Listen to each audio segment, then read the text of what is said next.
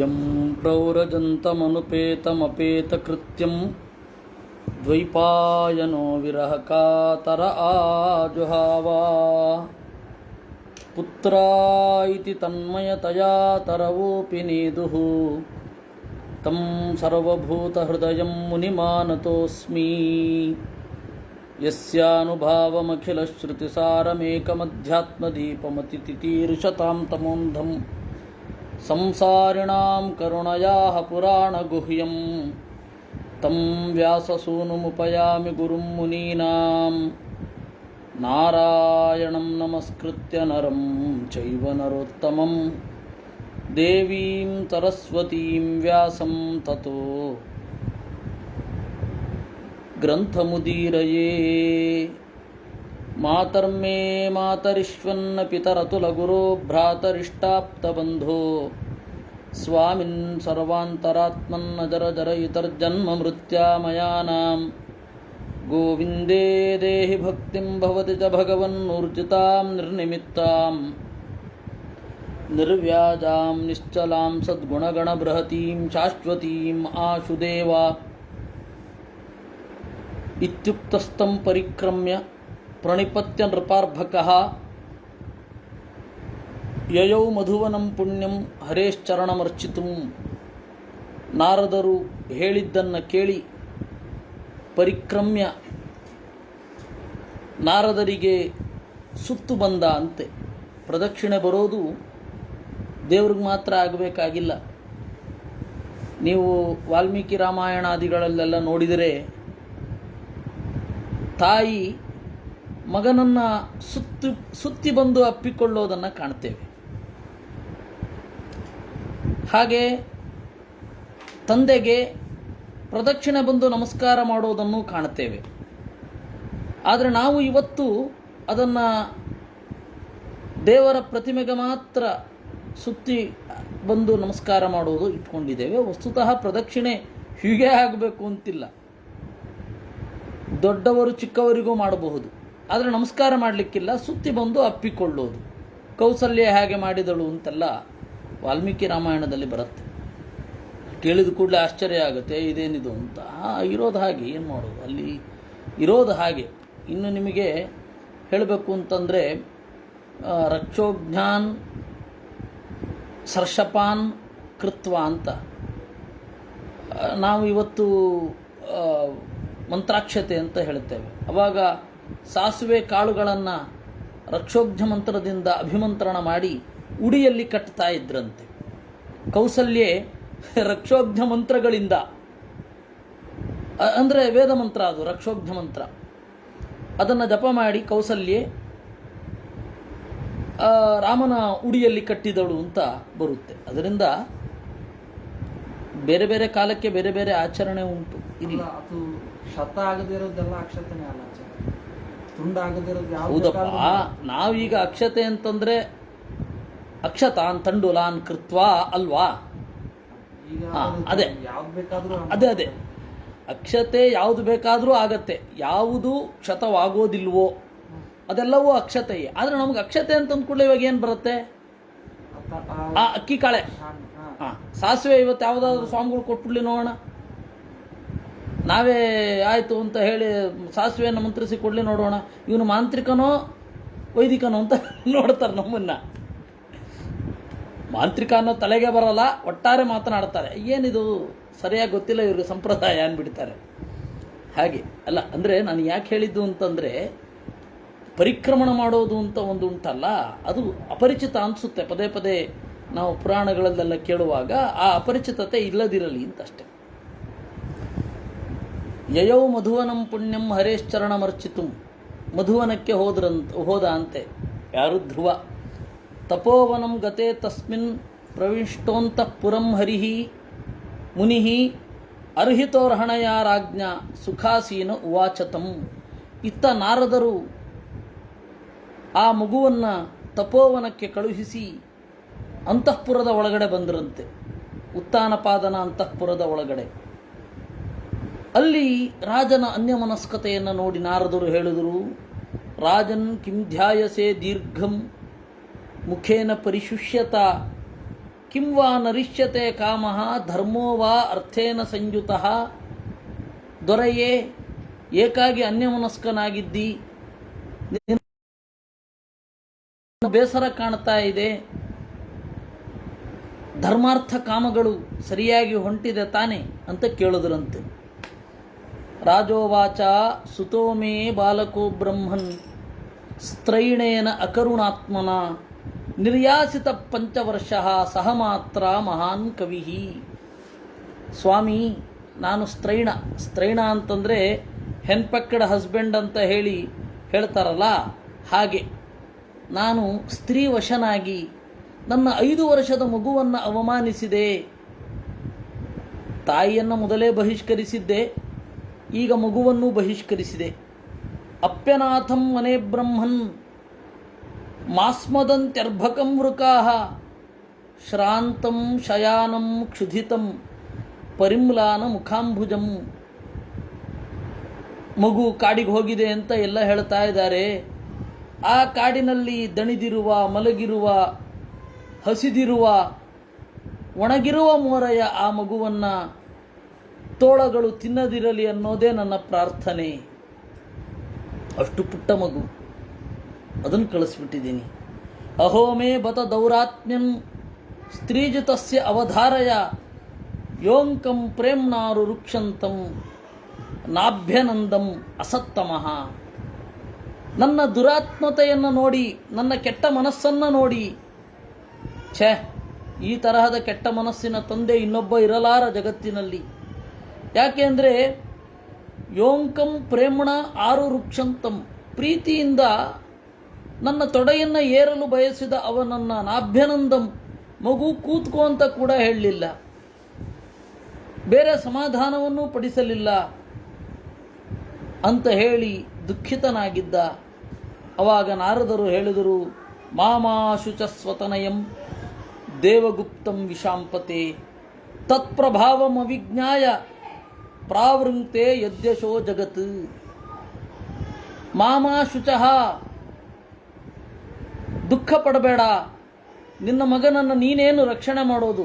ದೇವಗುಪ್ತಂ, ದೇವರು ರಕ್ಷಣೆ ಮಾಡಿದ್ದಾನೆ ಅವನನ್ನು. ತತ್ಪ್ರಭಾವಮವಿಜ್ಞಾಯ, ನಿನಗೆ ಅವನ ಪ್ರಭಾವ ಗೊತ್ತಿಲ್ಲ. ವಸ್ತುತಃ ಮುಂದಿನ ಇಡೀ ಜಗತ್ತು ಧ್ರುವ ಮಂಡಲ ಅಂತ ಹೇಳಿ ಅವನ ಬಗ್ಗೆ ಮಾತನಾಡುತ್ತೆ, ಅದರ ಬಗ್ಗೆ ಯೋಚನೆ ಮಾಡಬೇಡ. ಸುದುಷ್ಕರಂ ಕರ್ಮ ಕೃತ್ವ ಲೋಕಪಾಲೈರಪಿ ಪ್ರಭು ಯೇಶ್ಚಚಿರತೋ ರಾಜನ್ ಯಶೋ ವಿಪುಲಯನ್ ಸ್ತವ. ಸುದುಷ್ಕರಂ ಕರ್ಮ ಕೃತ್ವ ಲೋಕಪಾಲೈರಪಿ, ಲೋಕಪಾಲಕರಾದ ಇಂದ್ರಾದಿಗಳಿಗೂ ಮಾಡಲಾಗದ ಕೆಲಸವನ್ನು ಅವನು ಮಾಡಿ ಬರ್ತಾನೆ. ಯೇಷ್ಯತಿ ಅಚಿರತಃ, ಬೇಗ ಬರ್ತಾನೆ. ಯಶೋ ವಿಪುಲಯನ್ ಸ್ತವ, ನಿನ್ನ ಕೀರ್ತಿಯನ್ನು ಹೆಚ್ಚು ಮಾಡ್ತಾನೆ, ಏನು ಆತಂಕ ಪಡಬೇಡ ಅಂದರು. ಇದೇನ್ರಿ ಇದು?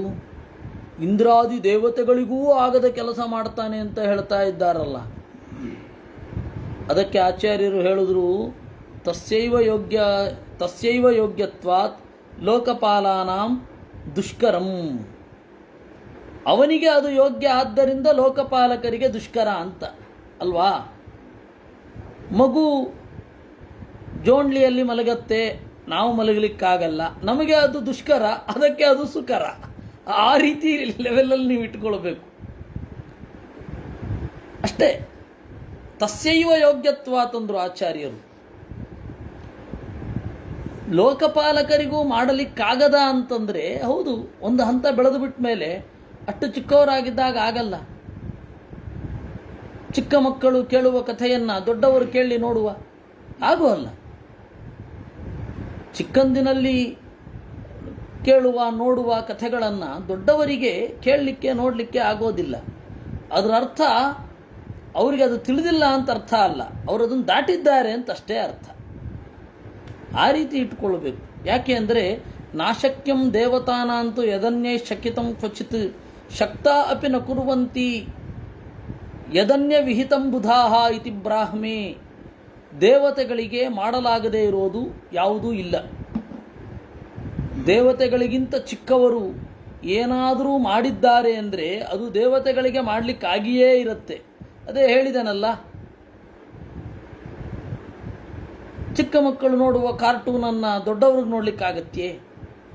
ಆಗಲ್ಲ. ಹಾಗಂತ ಹೇಳಿ ಅದು ತಿಳಿದಿಲ್ಲ ಅಂತಲ್ಲ, ಆ ರೀತಿ ಅಷ್ಟೇ ಇದು. ಶಕ್ತ ಅಪಿ ನ ಕುರುವಂತಿ ಯದನ್ನೇ ವಿಹಿತಂ ಬುಧಾಹ. ಆಮೇಲೆ ಜ್ಞಾನಿಗಳು ತಮಗೆ ಯೋಗ್ಯವಾದದ್ದನ್ನು ಮಾತ್ರ ಮಾಡ್ತಾರೆ, ಬೇರೆಯವರು ಮಾಡಲೇಬೇಕಾದದ್ದು ತಮಗೆ ಸುಲಭವಾಗಿದ್ದರೂ ಮಾಡೋದಿಲ್ಲ. ಯಾಕೆಂದರೆ ದೇವರ ಸಂಕಲ್ಪದ ಮೇಲಿನ ಗೌರವ, ಅದು ಬೇರೆ ಅಲ್ಲ ಅಂದರು. ಈ ಹಿನ್ನೆಲೆಯಲ್ಲಿ ಈ ಶ್ಲೋಕವನ್ನು ನೋಡಬೇಕು, ನಾರದರು ಹೇಳಿದ ಮಾತನ್ನ ಅಂದರು. ಇತಿ ದೇವರ್ಷಿಣ ಪ್ರೋಕ್ತಂ ವಿಸ್ರಭ್ಯ ಜಗತೀಪತಿ ರಾಜ್ಯಲಕ್ಷ್ಮೀಂ ಅನಾದೃತ್ಯ ಪುತ್ರಮೇವ ಅನ್ವಚಿಂತಯತ್. ಎಲ್ಲರಿಗೂ ಉತ್ತರ ಸಿಕ್ಕಿರತ್ತೆ. ಪುಟ್ಟ ಮಗು ತಪಸ್ಸಿಗೆ ಹೋಯಿತು ಅಂತ ಹೇಳಿದ್ರೆ ಇವನು ಹುಡುಕಿಸದೆ ಬಿಟ್ನ ಇವನು ಅಂತ. ಪುಟ್ಟ ಮಗು ಹೋಗಿದ್ದು ಗೊತ್ತಿದ್ದು, ಹೋಗಿದ್ದಕ್ಕೆ ದುಃಖ ಆಗಿದ್ದು ಇದೆ. ಅದರೆಲ್ಲದರ ನಡುವೆ ಅವನು ನಿಷ್ಕರುಣತೆಯಿಂದ ಸುಮ್ಮನೆ ಇದ್ದಿದ್ದಲ್ಲ. ಇತಿ ವಿಸ್ರಭ್ಯ, ನಾರದರು ಹೇಳಿದ್ದನ್ನು ವಿಶ್ವಾಸ ಇಟ್ಟು ಅವನು ಸುಮ್ಮನೆ ಕೂತಿದ್ದು. ಆದರೆ ರಾಜ್ಯಲಕ್ಷ್ಮೀಂ ಅನಾದೃತ್ಯ, ರಾಜ್ಯವನ್ನು ಆಳೋದರಲ್ಲಿ ಅವನಿಗೆ ಮನಸ್ಸೇ ಇರಲಿಲ್ವಂತೆ. ಪುತ್ರಮೇವ ಅನ್ವಚಿಂತಯತ್, ಮಗನ ಬಗ್ಗೆಯೇ ಯೋಚನೆ ಮಾಡಿದ. ತತ್ರಾಭಿಷಿಕ್ತ ಪ್ರಯತಃ ತಾಂ ಉಪೋಷ್ಯ ವಿಭಾವರೀಂ ಸಮಾಹಿತ ಪರ್ಯಚರತ್ ದೃಷ್ಟ್ಯಾದೇಶೇನ ಪೂರುಷಂ. ತತ್ರ ಅಭಿಷಿಕ್ತ, ಇತ್ತ ಧ್ರುವ ಒಂದು ಕಡೆಗೆ ಹೋಗಿ, ಅಭಿಷಿಕ್ತ ಸ್ನಾನ ಮಾಡಿ, ತಾಂ ವಿಭಾವರೀಂ ಉಪೋಷ್ಯ ಆ ರಾತ್ರಿ ಕಳೆದು, ಸಮಾಹಿತ ತನ್ನ ಮನಸ್ಸನ್ನು ಏಕಾಗ್ರವಾಗಿ ಮಾಡಿಕೊಂಡು, ದೃಷ್ಟ್ಯ ಪೂರುಷಂ ಪರ್ಯಚರತ್ ಮಾನಸಿಕವಾಗಿ ಚಿಂತನೆ ಮಾಡಿದ. ಮಾನಸಿಕವಾದ ಚಿಂತನೆಗೆ ಹೆಚ್ಚು ಮಹತ್ವ. ಏಕೆಂದರೆ ಇಲ್ಲಿ ಸ್ನಾನ ಮಾಡಿ ಎಲ್ಲ ದ್ರವ್ಯಗಳನ್ನು ತಂದಿಟ್ಟುಕೊಂಡು ನೈವೇದ್ಯ ಮಾಡಿ ಆ ತರಹ ಎಲ್ಲ ಪೂಜೆ ಮಾಡಲಿಕ್ಕಾಗಲ್ವಲ್ಲ. ಕಾಡಿನಲ್ಲಿ ಇದ್ದದ್ದು. ತ್ರಿರಾತ್ರಾಂತೆ ಕಪಿತ್ಥ ಬದರಾಶನಃ ಆತ್ಮವೃತ್ಯನುಸಾರೇಣ ಮಾಸಂ ನಿನ್ಯೇರ್ಚಯನ್ ಹರಿಂ. ಪ್ರತಿ 3 ದಿವಸಕ್ಕೊಮ್ಮೆ ಕಪಿತ್ಥ ಬದರಾಶನಃ, ಪುಟ್ಟ ಹಣ್ಣು, ಬೋರೆ ಹಣ್ಣು ಅಂತ ಬರುತ್ತೆ. ಈಗಲೂ ಕೂಡ ವರ್ಷಕ್ಕೊಮ್ಮೆ ನಮ್ಮ ಸುತ್ತಮುತ್ತ ಕಾಣ್ತೇವೆ ಬೋರೆ ಹಣ್ಣು ಅಂತ. ಇಷ್ಟು ದಪ್ಪ ಇರುತ್ತೆ, ಒಳ್ಳೆ ಬುಗುರಿ ಥರ ಇರುತ್ತೆ. ಅದನ್ನು ಮಾತ್ರ ತಿಂದು 1 ತಿಂಗಳ ಕಾಲ ಮಾಡಿದ ಅಂತೆ, ದೇವರನ್ನು ಪೂಜಿಸಿದ. ದ್ವಿತೀಯಂಚ ತಥಾ ಮಾಸಂ ಷಷ್ಠೇರ್ಭಕೋ ದಿನೇ ತೃಣಪರ್ಣಾದಿಭಿಶ್ಚೀರ್ಣೈಃ ಕೃತಾನ್ನಃ ಅಭ್ಯರ್ಚಯದ್ವಿಭುಂ. ಕಡೆಗೆ 6 ದಿವಸಕ್ಕೆ ಒಮ್ಮೆ ಶೀರ್ಣಪರ್ಣಾಚನಃ, ಬಿದ್ದ ಎಲೆಯನ್ನು ತಿನ್ನುವುದು, ಅದರಿಂದ ದೇವರನ್ನು ಪೂಜಿಸಿದ. ತೃತೀಯಂ ಚಾನಯನ್ಮಾಸಂ ನವಮೇ ಅಹನಿ ಅಭಕ್ಷ ಉತ್ತಮ ಶ್ಲೋಕಂ ಉಪಾಧಾವತ್ ಸಮಾಧಿನ. 3ನೆಯ ತಿಂಗಳಲ್ಲಿ ನವಮೇ ಹನಿ, 9 ದಿವಸಕ್ಕೆ ಒಮ್ಮೆ ದೇವರನ್ನು ನೆನೆಸಿಕೊಳ್ಳುತ್ತಾ ನೀರು ಕುಡಿಲಿಕ್ಕೆ ಶುರು ಮಾಡಿದ ಅಂತ. ಅಷ್ಟೇ, ನೀರು ಮಾತ್ರ. ಚತುರ್ಥಮಪಿ ವೈ ಮಾಸಂ ದ್ವಾದಶೇ ಹನಿ ವಾಯುಭಕ್ಷೋ ಜಿತಶ್ವಾಸಃ ಧ್ಯಾಯನ್ ದೇವಂ ಅಪಾರಯತ್. 4ನೇ ತಿಂಗಳಿಗಾಗುವಾಗ 12 ದಿವಸಕ್ಕೊಮ್ಮೆ ಕೇವಲ ಉಸಿರಾಟವೇ ಭಕ್ಷಣೆ. ನಾವಿದನ್ನೆಲ್ಲ ಕೇಳಿ ಸಂತೋಷ ಪಡಬೇಕಷ್ಟೆ. ಈಗ ನಮಗೆ ಅವೆಲ್ಲ ಇದು ಯೋಚನೆ ಕೂಡ ಮಾಡಲಿಕ್ಕಾಗಲ್ಲ. ಕೇಳಿ ದೇವರನ್ನು ನೆನಪಿಸಿಕೊಂಡ್ರೆ ಮುಂದೆ ಯಾವಾಗಾದ್ರೊಮ್ಮೆ ನಮ್ಮ ಕೈಲೂ ಇದನ್ನು ಮಾಡಿಸಬಹುದೋ ಏನೋ. ಪಂಚಮೇ ಮಾಸ್ಯನುಪ್ರಾಪ್ತೆ ಜಿತಶ್ವಾಸೋ ನೃಪಾತ್ಮಜಃ ಧ್ಯಾಯನ್ ಬ್ರಹ್ಮ ಪದೈಕೇನ ತಸ್ಥೌ ಸ್ಥಾಣುರಿವಾಚಲಃ. 5ನೇ ತಿಂಗಳಲ್ಲಿ ಏನು ಮಾಡಿದ? ಒಂದೇ ಕಾಲಿನಲ್ಲಿ ಮೋಟು ಮರದಂತೆ ನಿಂತ. ದೇವಾಶ್ಚಕ್ರುಹು ತಪೋವಿಘ್ನಂ ತ್ರಾಸಯಂತಹ ಸ್ವಮಾಯಯ ಸರ್ಪೇಭ ಹಿಂಸ ಕೂಷ್ಮಾಂಡೈಃ ತಾನ್ನಾಪಶ್ಯತ್ ಪರಂಗತಃ.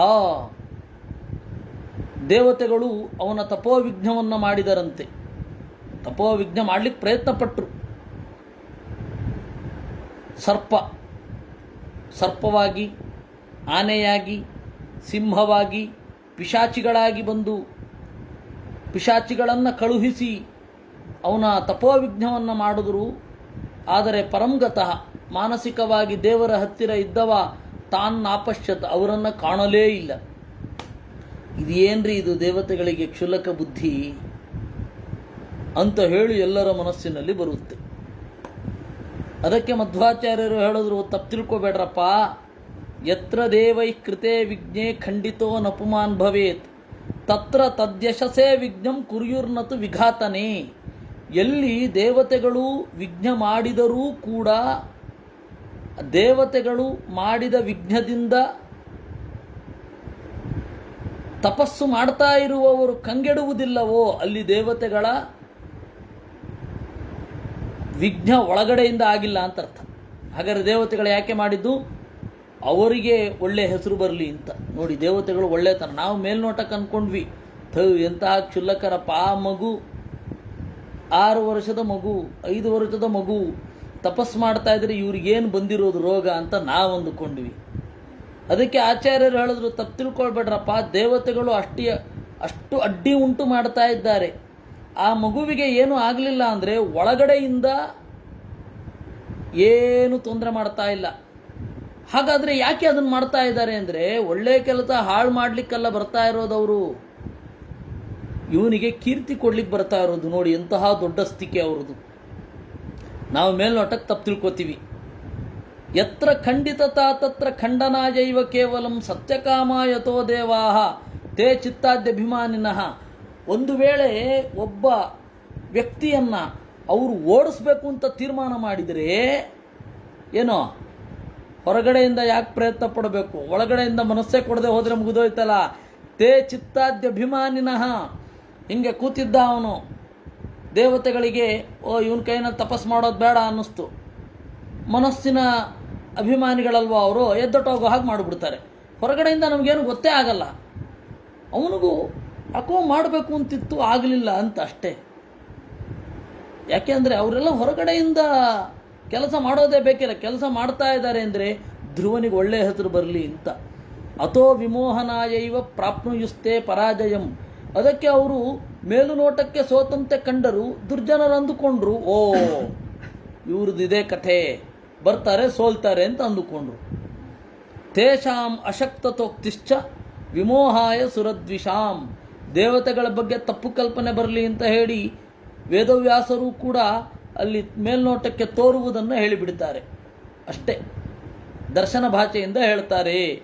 ಇತಿ ಬ್ರಹ್ಮಾಂಡೇ, ಹೀಗೆ ಬ್ರಹ್ಮಾಂಡದಲ್ಲಿ ಇದೆ. ಇಷ್ಟ ಆಯ್ತಾ? ಇಲ್ಲಿಂದ ಒಂದು ಸ್ವಲ್ಪ ಬರೋಣ. ಆಚಾರ್ಯರದ್ದ ಇದು ಕಲ್ಪನೆ ಅಲ್ಲ. ಯಾಕೆ ಗೊತ್ತಾ? ಒಂದು ಸಂಗತಿ ಹೇಳ್ತೇನೆ ನಿಮಗೆ. ಅಶ್ವಘೋಷನ ಬುದ್ಧ ಚರಿತೆ. ಅಶ್ವಘೋಷ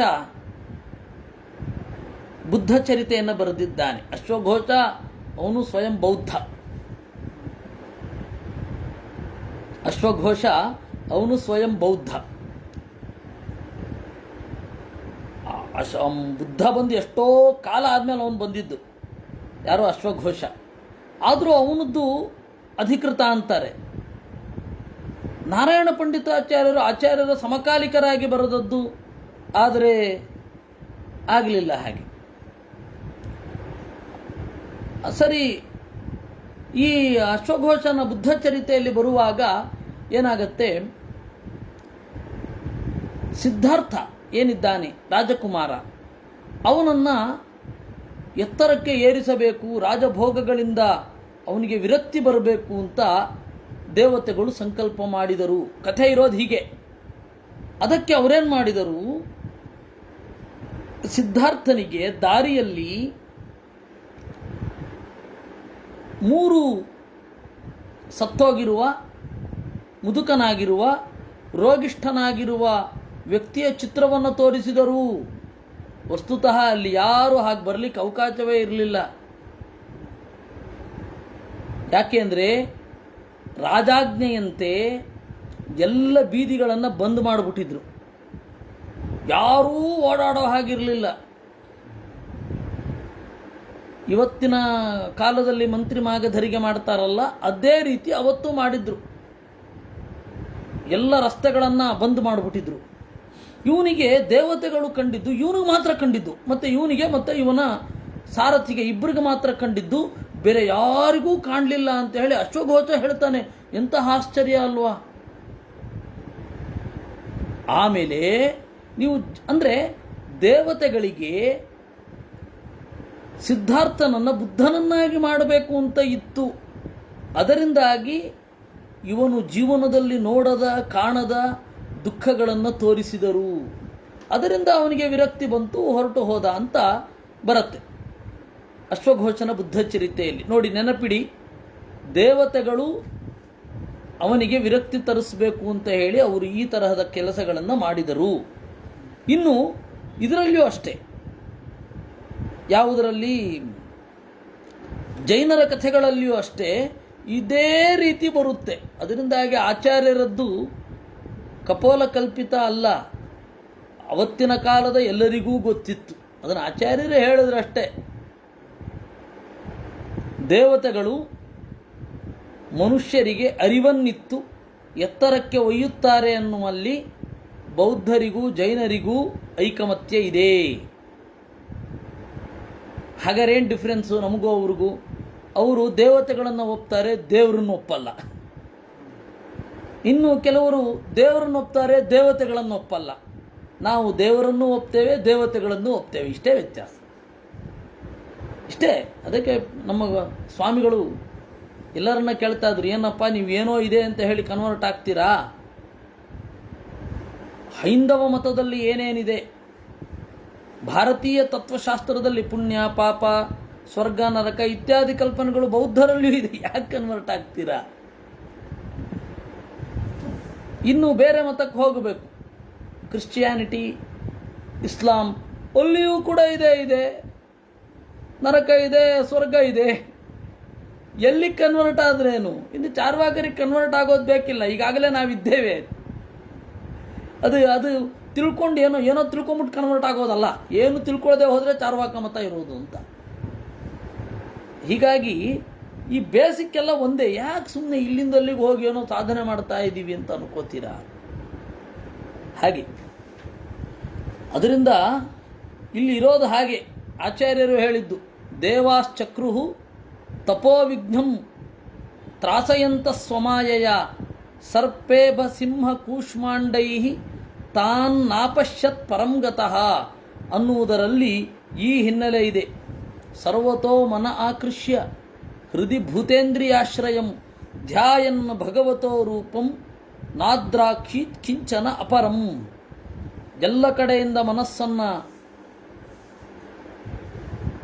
ಎಳೆದು ತಂದು ನಾರಾಯಣನಲ್ಲಿಯೇ ಮನಸ್ಸನ್ನು ಇಟ್ಟ ಕಿಂಚನ ಅಪರಂ ನಾದ್ರಾಕ್ಷೀತ್, ದೇವರನ್ನು ಬಿಟ್ಟು ಇನ್ನೇನನ್ನೂ ಕಾಣಲಿಲ್ಲ. ಯಾವ ರೂಪ? ಭೂತೇಂದ್ರಿಯಾಶ್ರಯಂ, ಪಂಚಭೂತಗಳು ಮತ್ತೆ ಇಂದ್ರಿಯ, ಜೀವರ ಇಂದ್ರಿಯ, ಅವುಗಳಿಗೆ ಆಸರೆಯಾದ ಭಗವಂತನನ್ನ ಕಂಡದ್ದು. ಹೀಗೆ ಆಧಾರಂ ಮಹದಾದೀನಾಂ ಪ್ರಧಾನ ಪುರುಷೇಶ್ವರಂ ಬ್ರಹ್ಮಧಾರೇಣ ಮಾಣಸ್ಯ ತ್ರಯೋ ಲೋಕಾಹ ಚಕಂಪಿರೇ.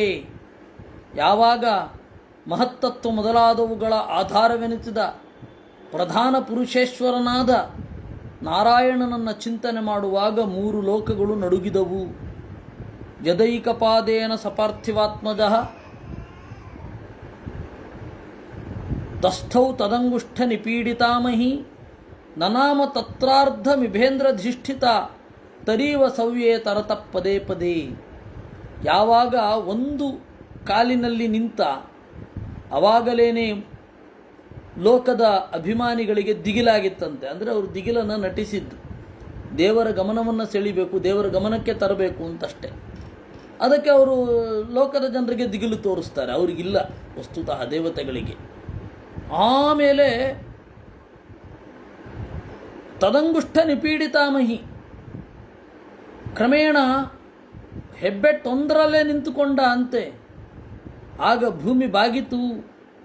ತಸ್ಮಿನ್ ಅಭಿಧ್ಯಾಯತಿ ವಿಶ್ವಮಾತ್ಮನೋ ದ್ವಾರಂ ನಿರುದ್ಧ್ಯ ಅಸುಂ ಅನನ್ಯಯಾಧಿಯ ಲೋಕ ನಿರುಚ್ಛ್ವಾಸ ನಿಪೀಡಿತ ಭೃಶಂ ಸಲೋಕಪಾಲಾಹ ಶರಣಂ ಯಯುಹು ಹರಿಂ ತಸ್ಮಿನ್ ಅಭಿಧ್ಯಾಯತಿ.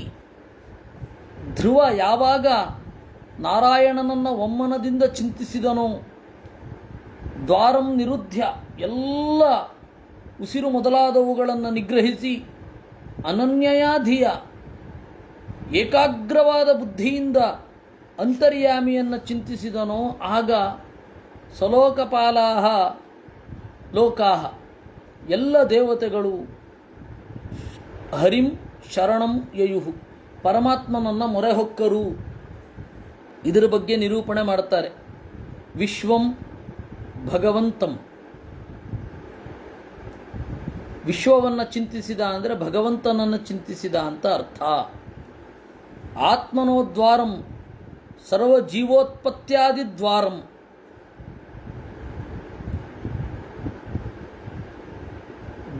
ಆಗ ಸಮಯದಲ್ಲಿ ಜೀವೋತ್ಪತ್ತಿಯೇ ಆಗದಂತೆ ಆಯಿತಂತೆ.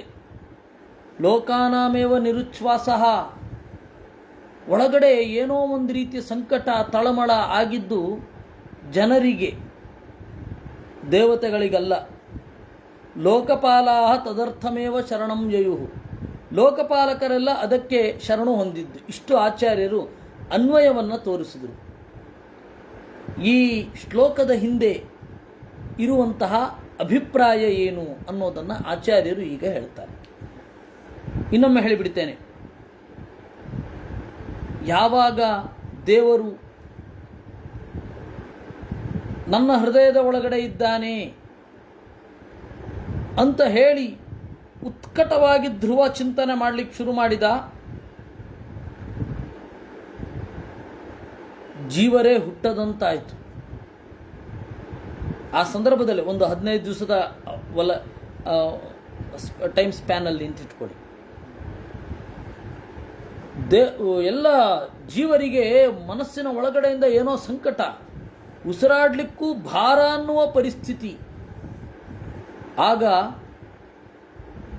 ದೇವತೆಗಳು ಮತ್ತೆ ಜನರು ಶರಣು ಹೊಂದಿದರು.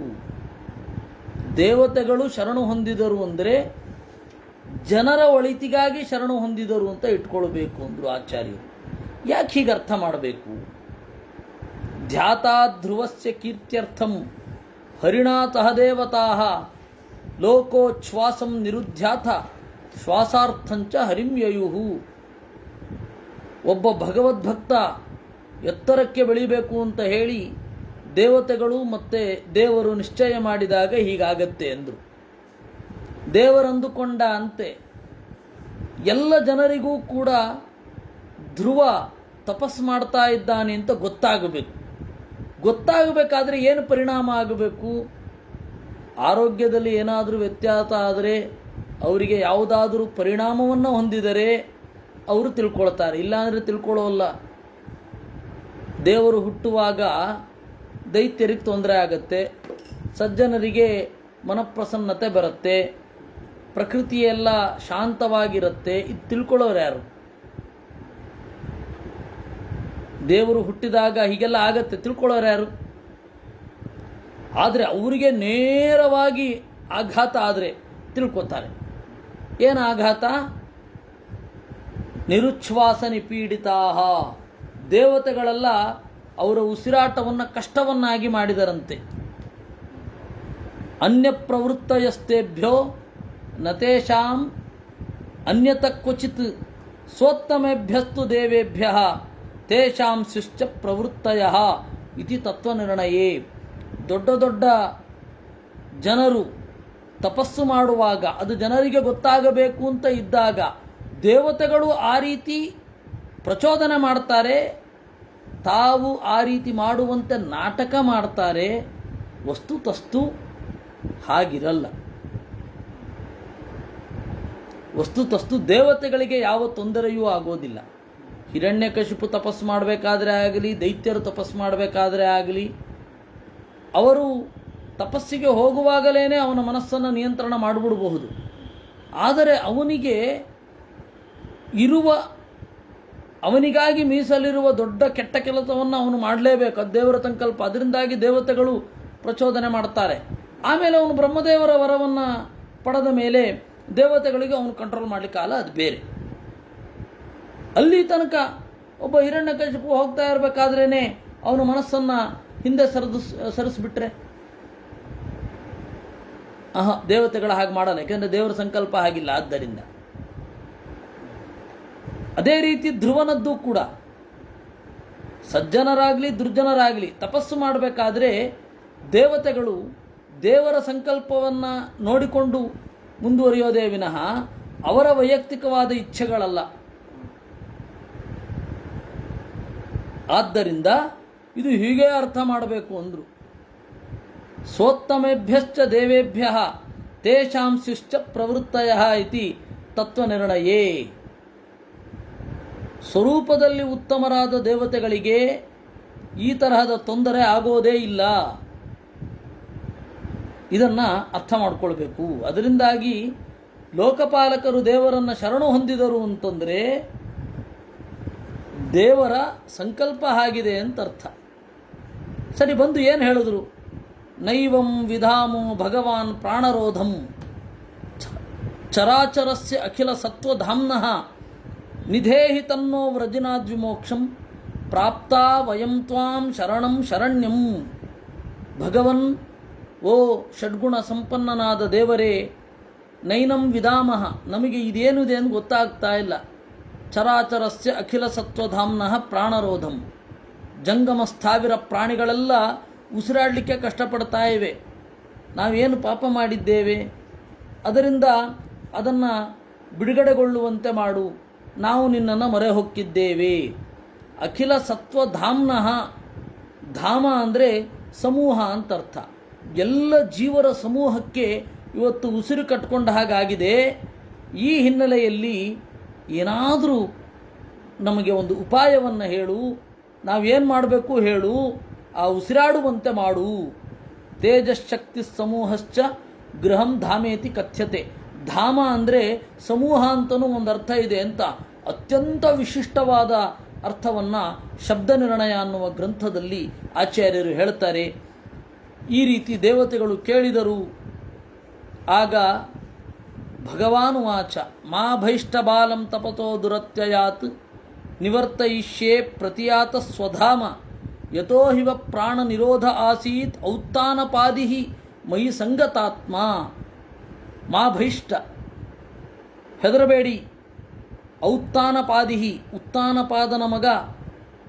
ಮಯಿ ಸಂಗತಾತ್ಮ, ನನ್ನಲ್ಲಿ ಮನಸ್ಸನ್ನು ಇಟ್ಟಿದ್ದಾನೆ. ಅದರಿಂದಾಗಿ ವಪ್ರಾಣ ನಿರೋಧ, ನಿಮ್ಮ ಉಸಿರು ಕಟ್ತಾ ಇದೆ. ಅದರಿಂದ ಈ ತಪಸ್ಸಿನಿಂದ ಬಾಲಂ ನಿವರ್ತಯಿಷ್ಯೇ, ಆ ಹುಡುಗನನ್ನು ಹಿಂದೆ ಸರಿಯುವಂತೆ ಮಾಡ್ತೇನೆ. ಸ್ವಧಾಮ ಪ್ರತಿಯಾತ, ನೀವೀಗ ನಿಮ್ಮ ಮನೆಗೆ ಹೋಗಿ ಅಂತ ದೇವರು ಹೇಳಿದ ಅನ್ನುವಲ್ಲಿಗೆ ಚತುರ್ಥ ಸ್ಕಂಧೆ ನವಮೋಧ್ಯಾಯ. ಮೈತ್ರೇಯ ಉವಾಚ ತಯೇವಂ ಉತ್ಸನ್ನ ಭಯಾ ಉರುಕ್ರಮೇ ಕೃತಪ್ರಣಾಮಾಃ ಪ್ರಯಯುಸ್ತ್ರಿವಿಷ್ಟಪಂ ಸಹಸ್ರಶೀರ್ಷಾಪಿ ತಥೋ ಗರುತ್ಮತಾ ಮಧೋರ್ವನಂ ಭೃತ್ಯ ದಿದೃಕ್ಷಯಾಗತಃ. ತೇ, ಆ ದೇವತೆಗಳು, ಏವಂ ಹೀಗೆ, ಉತ್ಸನ್ನ ಭಯಾ, ದೇವರಿಂದ ಹೆದರಿಕೆಯನ್ನು ಕಳೆದುಕೊಂಡು, ಕೃತಪ್ರಣಾಮಾಃ, ದೇವರಿಗೆ ನಮಿಸಿ, ತ್ರಿವಿಷ್ಟಪಂ ಪ್ರಯಯುಹು, ಸ್ವರ್ಗಲೋಕಕ್ಕೆ ತೆರಳಿದರು. ಸಹಸ್ರ ಶೀರ್ಷಾಪಿ, ಪರಮಾತ್ಮನಾದರೋ, ಗರುತ್ಮತ, ಸೂರ್ಯನ ಮೂಲಕ, ತತಃ, ತನ್ನ ಮನೆಯಿಂದ, ಭೃತ್ಯ ದಿದೃಕ್ಷಯ, ಧ್ರುವನನ್ನು ಕಾಣಬೇಕು ಅಂತ ಹೇಳಿ, ಮಧೋರ್ವನಂ ಗತಃ, ಮಧುವಿನ ಕಾಡಿಗೆ ಹೋದ. ಸವೈ ಧಿಯಾ ಯೋಗ ವಿಪಾಕ ತೀವ್ರಯ ಹೃತ್ಪದ್ಮಕೋಶೆ ಸ್ಫುರಿತಂ ತಡಿತ್ಪ್ರಭಂ ತಿರೋಹಿತಂ ಸಹಸೈವೋಪಲಕ್ಷ್ಯ ಬಹಿಸ್ಥಿತಂ ತದವಸ್ಥಂ ದದರ್ಶ.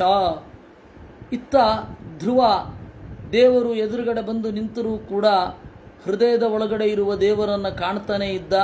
ಹೊರಗಡೆ ದೇವರಿದ್ದಾನೆ ಅಂತ ಅನ್ನಿಸಲೇ ಇಲ್ಲ.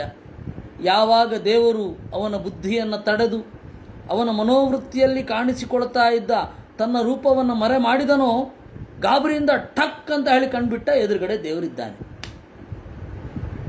ಒಳಗಡೆ ಕಂಡವನು ಹೊರಗಡೆ ಬಂದು ನಿಂತ.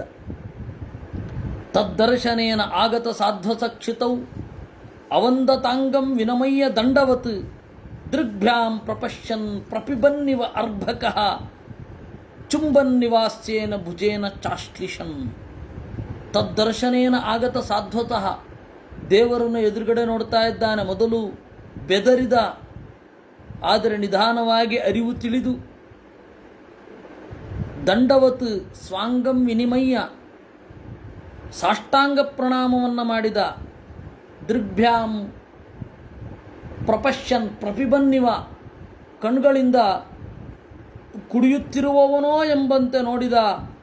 ಚುಂಬನ್ ನಿವಾಸ್ಯೇನ ಭುಜೇನ ಚಾಶ್ಲಿಷನ್, ಕೈಯಿಂದ ಅಪ್ಪುವವನ ಹಾಗೆ, ತುಟಿಯಿಂದ ಚುಂಬಿಸುವವನ ಹಾಗೆ ದೇವರನ್ನು ಕಂಡ. ಅಂದರೆ ಇದೆಲ್ಲ ಅವನು ಮಾಡಬೇಕು ಅಂತ ಅನ್ನಿಸ್ತಾ ಇದೆ, ಮಾಡಲಿಕ್ಕಾಗ್ತಾ ಇಲ್ಲ. ಆ ತೀವ್ರತೆಯನ್ನು ನೀವು ಇಟ್ಕೊಳ್ಬೇಕು. ಸತಂ ವಿವಕ್ಷಂತಂ ಅತದ್ವಿದಂ ಹರಿಹಿ ಜ್ಞಾತ್ವಾಸ್ಯ ಸರ್ವಸ್ಯ ಚ ಹೃದಯವಸ್ಥಿತಃ ಕೃತಾಂಜಲಿಂ ಬ್ರಹ್ಮವಯೇನ ಕಂಬುನ ಪಸ್ಪರ್ಶ ಬಾಲಂ ಕೃಪಯಾ ಕಪೋಲೆ. ವಿವಕ್ಷಂತಂ, ಏನೋ ಹೇಳಬೇಕು ಅಂತ ಇದೆ ಮಗು. ಅತದ್ವಿದಂ, ಏನು ಹೇಳಬೇಕು ಅಂತ ಗೊತ್ತಿಲ್ಲ.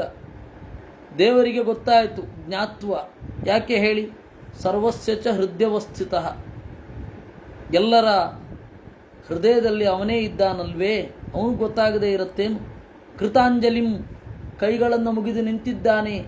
ಬ್ರಹ್ಮಮಯೇನ ಕಂಬುನ, ವೇದ ತುಂಬಿದ ಶಂಖದಿಂದ. ಅಂದರೆ ಆ ಶಂಖಾಭಿಮಾನಿ ಏನಿದ್ದಾನೆ ಅವನು ವೇದಾಭಿಮಾನಿಯೂ ಹೌದು ಅಂತ. ಶಂಖಾಭಿಮಾನಿ ಇಬ್ಬರಿದ್ದಾರೆ, ಒಂದು ಅನಿರುದ್ಧ, ಇನ್ನೊಂದು ಸಾಕ್ಷಾತ್ ಲಕ್ಷ್ಮೀದೇವಿ. ಅವಳು ವೇದಾಭಿಮಾನಿಯೇ. ಹೀಗಾಗಿ ಬ್ರಹ್ಮಮಯೇನ ಅಂದರು. ಆ ಶಂಖದಿಂದ ಕೃಪಯ ಮರುಕಪಟ್ಟು ಆ ಮಗುವಿನ ಮೇಲೆ ಕಪೋಲೆ ಪಸ್ಪರ್ಶ, ಕೆನ್ನೆಗೆ ಮುಟ್ಟಿಸಿದ ಅಂತೆ. ಸವೈ ತದೈವ ಪ್ರತಿಪದ್ಯ ತಾಂಗಿರಂ ದೈವೀಂ ಪರಿಜ್ಞಾತ ಪರಾತ್ಮ ನಿರ್ಣಯ ತದ್ಭಕ್ತಿ ಭಾವ ಅಭ್ಯಗ್ರಣದ ಸತ್ವರಂ ಪರಿಶ್ರಿತೋರು ಶ್ರವಸಂ ಧ್ರುವಕ್ಷಿತಿಂ. ಆಗಲೇ ದೇವರು ಕೆನ್ನೆಗೆ ಮುಟ್ಟಿಸಿದ ಕೂಡಲೇ ದೈವೀಂ ವಾಚಂ, ದೈವಿಕವಾದ ಮಾತು ಆಚೆ ಬಂತಂತೆ. ಯಾಕೆ ಆಚೆ ಬಂತು ಅಂದರೆ ಪರಿಜ್ಞಾತ ಪರಾತ್ಮ ನಿರ್ಣಯ, ದೇವರ ಬಗೆಗಿನ ಒಂದು ತತ್ವ ಅವನಿಗೆ ಸ್ಫುಟವಾಗಿ ಗೊತ್ತಿತ್ತು. ತದ್ಭಕ್ತ ಭಾವ, ಅವನ ಭಕ್ತಿಯಲ್ಲಿ ಇದ್ದು ಅಸತ್ವರಂ ಅಭ್ಯಗೃಣತ್, ಕೂಡಲೇ ಹೇಳಿದ ಅಂತೆ. ಏನಂತ? ಧ್ರುವ ಉವಾಚ ಯೋಂತ ಪ್ರವಿಶ್ಯ ಮಮ ವಾಚಮಿಮಾಂ ಪ್ರಸುಪ್ತಾಂ ಸಂಜೀವಯತ್ಯಖಿಲ ಶಕ್ತಿಧರ ಸ್ವಧಾಮ್ನ ಅನ್ಯಾಂಶ್ಚ ಹಸ್ತಚರಣ ಶ್ರವಣತ್ವಗಾದೀನ್ ಪ್ರಾಣಾನ್ನಮೋ ಭಗವತೆ ಪುರುಷಾಯ ತುಭ್ಯಂ. ಯಹ, ಯಾವ ಪರಮಾತ್ಮ ಅಂತಃಪ್ರವಿಶ್ಯ ನನ್ನೊಳಹೊಕ್ಕು ಪ್ರಸುಪ್ತಾಂ ಮಲಗಿರುವ ಇಮಾಂ ಮಮ ವಾಚಂ ನನ್ನ ಮಾತನ್ನು ಸಂಜೀವಯತಿ ಜೀವಕಳೆಯಿಂದ ನಳನಳಿಸುವಂತೆ ಮಾಡ್ತಾನೋ, ಸ್ವಧಾಮ್ನ ತನ್ನ ಸಹಜವಾದ ಶಕ್ತಿಯಿಂದ ಅಖಿಲ ಶಕ್ತಿಧರ ಎಲ್ಲರ ಶಕ್ತಿಯನ್ನು ಹೊತ್ತಿರ್ತಾನೋ, ಅನ್ಯಾಂಶ್ಚ ಕೇವಲ ಮಾತನ್ನು ಮಾತ್ರ ಅಲ್ಲ, ಬೇರೆಯ ಹಸ್ತ ಚರಣ ಶ್ರವಣ ತ್ವಗಾದೀನ್ ಕೈ ಕಾಲು ಕಿವಿ ಚರ್ಮ ಮೊದಲಾದ ಇಂದ್ರಿಯಗಳನ್ನು ಯಾರು ಸಂಜೀವಯತಿ ಕಾರ್ಯೋನ್ಮುಖವಾಗುವಂತೆ ಮಾಡ್ತಾನೋ ಅಂತಹ ಪುರುಷಾಯ ಅಂತರ್ಯಾಮಿಯಾದ ಭಗವತೆ 6 ಗುಣಗಳಿಂದ ತುಂಬಿರುವ ನಿನಗೆ ನಮಃ ನಮಸ್ಕಾರ. ಏಕಸ್ತ್ವಮೇವ ಭಗವನ್ ಇದಮಾತ್ಮಶಕ್ತ್ಯ ಮಾಯಾಕ್ಷಯೋರು ಗುಣಯ ಮಹದಾದ್ಯನೇಕಂ ಸೃಷ್ಟ್ವಾ ಅನುವಿಶ್ಯ ಪುರುಷಸ್ತದಸದ್ಗುಣೇಷು ನಾನೇವ ದಾರುಷು ವಿಭಾವಸವದ್ವಿಭಾಸಿ. ಏಕಸ್ತ್ವಮೇವ, ನೀನೊಬ್ಬನೇ ಓ ಭಗವನ್. ಇದಂ ಆತ್ಮಶಕ್ತಿಯ, ಈ ನಿನ್ನ ಮಾಯಾ ಇಚ್ಛೆಯಿಂದ ಮಹತ್ತತ್ವ ಮೊದಲಾದವುಗಳನ್ನೆಲ್ಲ ಸೃಷ್ಟಿ ಮಾಡಿ ಅವುಗಳ ಮೂಲಕ ಈ ಪ್ರಪಂಚವನ್ನು ಸೃಷ್ಟಿ ಮಾಡ್ತೀಯ. ಈ ಪ್ರತಿಯೊಂದು ವಸ್ತುಗಳಲ್ಲಿಯೂ ನೀನಿದ್ದೀಯ. ಹೇಗೆ? ನಾನೇವ ದಾರುಷು ವಿಭಾವಸುವದ್ ವಿಭಾಸಿ. ಬೇರೆ ಬೇರೆ ಕಟ್ಟಿಗೆಗಳಲ್ಲಿ ಸುಪ್ತವಾಗಿ ಇರುವ ವಿಭಾವಸುವತ್ತು ಬೆಂಕಿಯಂತೆ ನೀನಿರ್ತೀಯ. ಎಲ್ಲ ಕಟ್ಟಿಗೆಯಲ್ಲೂ ಬೆಂಕಿ ಇರುತ್ತೆ, ಯಾವುದೋ ಒಂದು ಕಟ್ಟಿಗೆಯಲ್ಲಿ ಮಾತ್ರ ಬೆಂಕಿ ಅಭಿವ್ಯಕ್ತ ಆಗುತ್ತೆ. ಹಾಗೆ ತ್ವದ್ದತ್ತಯ ವಯುನಯೇದಮಚಷ್ಟ ವಿಶ್ವಂ ಸುಪ್ತ ಪ್ರಬುದ್ಧೈವ ನಾಥ ಭವತ್ ಪ್ರಪನ್ನಃ ತಸ್ಯಾಪವರ್ಗಚರಣಂ ತವ ಪಾದ ಮೂಲಂ ವಿಸ್ಮರ್ಯತೆ ಕೃತಧಿಯ ಕಥಮಾರ್ಥಬಂಧೋ. ತ್ವದ್ದತ್ತಯ ವಯುನಯ, ನೀನು ಕೊಟ್ಟ ಅರಿವಿನಿಂದ. ಈ ಭಾಗವನ್ನು ಆಚಾರ್ಯರು ಯಾಜ್ಞೀಯ ಮಂತ್ರೋಪನಿಷತ್ ಭಾಷ್ಯದಲ್ಲಿ ಉಲ್ಲೇಖ ಮಾಡಿದ್ದಾರೆ. ಯಾಕೆಂದರೆ ಅಲ್ಲಿ ಹೀಗಿದೆ: ಅಜ್ಞೇನಯ ಸುಪಥಾರಾಯೇ ಅಸ್ಮಾನ್ ವಿಶ್ವಾನಿ ದೇವ ವಯುನಾನಿ ವಿದ್ವಾನ್ ಯುಯೋಧ್ಯಸ್ಮಜ್ಜುಹುರಾಣಮೇನೋ. ಅಲ್ಲಿ ಎಲ್ಲ ವಯುನಾ ವಿದೇಕ ಇನ್ ಮನಃ, ಬೇಕಾಷ್ಟು ಕಡೆ ವಯುನ ಅಂತ ಶಬ್ದ ಬರುತ್ತೆ. ಅಲ್ಲಿ ವಯುನ ಅನ್ನೋದಕ್ಕೆ ಮಧ್ವಾಚಾರ್ಯರು ಬರೆದ್ರು ಜ್ಞಾನ, ವಯುನಂ ಜ್ಞಾನಂ. ಯಾಕೆ ವಯುನಂ ಅಂದರೆ ಜ್ಞಾನಂ? ತ್ವದ್ದತ್ತಯ ವಯುನಯೇದಮಚಷ್ಟ ಇತಿ ಸ್ಮೃತೇ ಅಂದರು. ಭಾಗವತದಲ್ಲಿ ಇದೆ. ಇಲ್ಲಿ ವಯುನ ಅಂದರೆ ಜ್ಞಾನ ಅಂತಾನೆ ಅರ್ಥ ಮಾಡಬೇಕು, ಬೇರೆ ಅರ್ಥ ಮಾಡಲಿಕ್ಕೆ ಬರುವಲ್ಲ. ತ್ವದ್ದತ್ತಯ ವಯುನಯ, ನೀನು ಕೊಟ್ಟ ಅರಿವಿನಿಂದ ಈ ಪ್ರಪಂಚವನ್ನು ಎಲ್ಲರೂ ನೋಡ್ತಾರೆ. ಸುಪ್ತಃ ಪ್ರಬುದ್ಧೈವ, ಮಲಗಿದವರು ಎದ್ದಾಗ ಕಣ್ಬಿಟ್ಟು ನೋಡ್ತಾರೆ. ಮೊದಲು ಆ ಪ್ರಪಂಚ ಆಗಿರಲಿಲ್ವೇ, ಇವ್ರಿಗೆ ಎಚ್ಚರ ಆಗಿದ್ದು ಈಗ.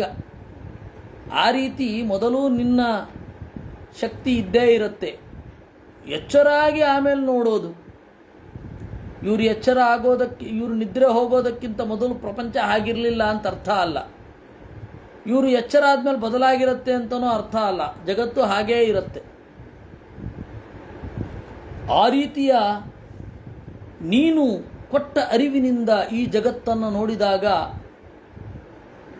ಅರ್ಥ ಆಗತ್ತೆ. ತಸ್ಯ ಅಪವರ್ಗಚರಣಂ ತವ ಪಾದ ಮೂಲಂ. ಮುಕ್ತಿ ಬೇಕು ಅಂತಂದರೆ ನಿನ್ನ ಅಡಿದಾವರೆಗಳೇ ಇರಬೇಕು. ಯಾರು ಪ್ರಜ್ಞಾವಂತರಿರ್ತಾರೆ, ನಿನ್ನನ್ನು ಮರೆಯುವುದಾದರೂ ಹೇಗೆ? ಆರ್ತಬಂಧೋ, ನೊಂದವರ ನೆಂಟನೇ. ನೂನಂ ವಿಸೃಷ್ಟಂ ವಿಮೃಷ್ಟಮತಯಃ ತವ ಮಾಯಯಾ ತೇ ಯೇ ತ್ವಾಂ ಭವಾಪ್ಯಯ ವಿಮೋಕ್ಷಣ ಮನ್ಯಹೇತೋ ಅರ್ಚಂತಿ ಕಲ್ಪಕತರಂ ಕುಣಪೋಪಭೋಗ್ಯಮಿಚ್ಛಂತಿ ಯತ್ ಸ್ಪರ್ಶಜಂ ನಿರಯೇಪಿ ನೃಣಾಂ. ನೂನಂ ವಿಮೃಷ್ಟಮತಯಃ, ತತ್ವ ಅತತ್ವಗಳನ್ನು ಸ್ಫುಟವಾಗಿ ಚಿಂತಿಸಿದವರು ಅವರು ವಿಮೃಷ್ಟಮತಯಃ. ಅವರು ನಿನ್ನ ಮಹತ್ವವನ್ನು ತಿಳಿದಿರುತ್ತಾರೆ. ಅರ್ಚಂತಿ ಕಲ್ಪಕತರುಂ, ಕಲ್ಪವೃಕ್ಷದಂತೆ ಇರುವ ನಿನ್ನನ್ನು ಪೂಜಿಸುತ್ತಾರೆ. ಭೌತಿಕವಾದ ಬಯಕೆಗಳನ್ನು ಕೇಳಿಕೊಳ್ಳೋದಿಲ್ಲ. ಯಾಕೆ ಅಂದರೆ ನಿರಯೇಪಿ, ಅತ್ಯಂತ ಕ್ಷುದ್ರ ಜಂತುವಿನ ದೇಹದಲ್ಲಿಯೂ ಸಿಗಬಹುದಾದದ್ದನ್ನು ನಿನ್ನಿಂದ ಅವರು ಕೇಳಿಕೊಳ್ಳುವುದಿಲ್ಲ. ಯಾ ನಿರ್ವೃತಿಸ್ತನುಭೃತಾಂ ತವ ಪಾದ ಪದ್ಮ ಧ್ಯಾನಾತ್ ಭವಜ್ಜನ ಕಥಾ ತ್ರವಣೇನ ವಾಚ್ಯಾತ್ ಸಾ ಬ್ರಹ್ಮಣಿ ಸ್ವಮಹಿಮನ್ಯಪಿ ನಾಥಮಾಭೂತ್ ಕಿಂವಂತಕಾಸಿಲುಳಿತಾತ್ ಪತತಾಂ ವಿಮಾನಾತ್. ನಿನ್ನ ಅಡಿದಾವರೆಗಳನ್ನು ನೆನಪಿಸಿಕೊಳ್ಳುವುದರಿಂದ ಏನೊಂದು ಸಂತೋಷ ಉಂಟಾದೀತು. ನಿನ್ನವರ ಜೊತೆ ಕೂಡಿ ನಿನ್ನ ಕಥೆಗಳನ್ನು ಆಸ್ವಾದನೆ ಮಾಡಿದಾಗ ಏನೊಂದು ಸುಖ ಉಂಟಾದೀತು. ಅದು ಮುಕ್ತಿಯಲ್ಲೂ ಇರಲ್ಲ ಅಂದು. ಇದರ ಅರ್ಥವನ್ನು ನಾವು ನೋಡಿದ್ದೇವೆ. ಕೆಲವರದ್ದು ಮುಕ್ತಿಯಲ್ಲಿ ಅವಸರ, ಬೇಗ ಮುಕ್ತಿಯಾಗ್ಬಿಡಬೇಕು ಈ ಪ್ರಪಂಚದಿಂದ. ಸಾಧನೆ ಪೂರ್ಣ ಮಾಡದೆ ಲಿಂಗಭಂಗ ಆಗುವಷ್ಟಕ್ಕೆ ಮಾತ್ರ ಸಾಧನೆಯನ್ನು ಮಾಡಿ ಮುಕ್ತಿಯನ್ನು ಹೊಂದಿಬಿಡ್ತಾರೆ. ಅವರಿಗೆ ಆನಂದೋದ್ರೇಕ ಪೂರ್ಣವಾಗಿ ಆಗೋದಿಲ್ಲ. ಇನ್ನು ಕೆಲವರು ನಿಧಾನವಾಗಿ ಇಲ್ಲಿ ಸಾಕಷ್ಟು ಎಲ್ಲವನ್ನು ಅನುಭವಿಸಿ ಚೆನ್ನಾಗಿ ಸಾಧನೆ ಮಾಡಿ ಮುಕ್ತರಾಗೇ ಆಗ್ತಾರೆ. ಅಲ್ಲಿ ಆನಂದೋದ್ರೇಕ ಇರುತ್ತೆ. ಅದನ್ನಿಲ್ಲೇ ಹೇಳ್ತಾ ಇರೋದೇ ವಿನಃ ಮುಕ್ತಿಯನ್ನು ಕೆಳಗಡೆ ಮಾಡೋದು ಉದ್ದೇಶ ಅಲ್ಲ.